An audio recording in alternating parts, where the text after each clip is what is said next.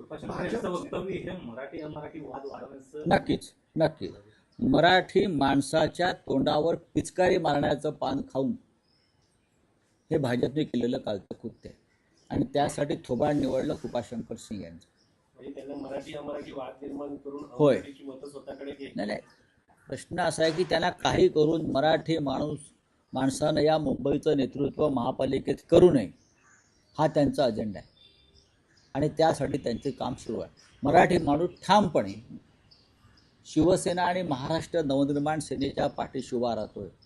आमच्याबरोबर राष्ट्रवादी काँग्रेस आहे पवारसाहेबांची म्हणजे आमची जी आघाडी आहे 3 पक्षांची त्यांच्या मागे उभा राहतोय स्पष्ट चित्र आहे. अशा वेळेला काँग्रेस एका बाजूला उभी आहे मग अमराठी परप्रांतीयांची मतं आम्हाला मिळावी यासाठी मुंबईचा महापौर आम्ही अमराठी करू असा त्यांनी एक अजेंडा समोर आणला. भाजपने उत्तर भारतीय उमेदवार तर उभे केलेत मात्र अनेक महापालिकांमध्ये मुस्लिम भागामध्ये त्यांनी उमेदवारच दिले नाही असं स्पष्ट झालं. नाही त्यांच्या मुस्लिम उमेदवारांनी अनेक ठिकाणी माघार सुद्धा घेतली हे आपण पाहिलं असेल. त्यांनी मुस्लिम उमेदवार नक्कीच दिले आहेत. पुण्यात दिलेले आहेत, संभाजीनगरला दिलेले आहेत, नाशिकला दिलेले आहेत. हां आता राणेपुत्रांना सांगा काय करणार तुम्ही सांगा तुम्ही त्यांना विचारा एवढा तुम्ही द्वेष करता मुस्लिम समाजाचा पण शेवटी तुम्हाला मुस्लिम मतांसाठी मुस्लिम उमेदवार त्या त्या भागात द्यावे लागले.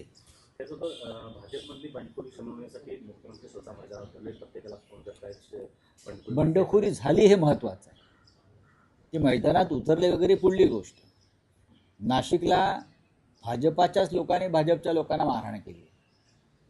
संभाजीनगरमध्ये मंत्र्यांच्या गाड्या खासदारांच्या गाड्या अडवून त्यांच्यावरती हल्ले केलेले आहेत.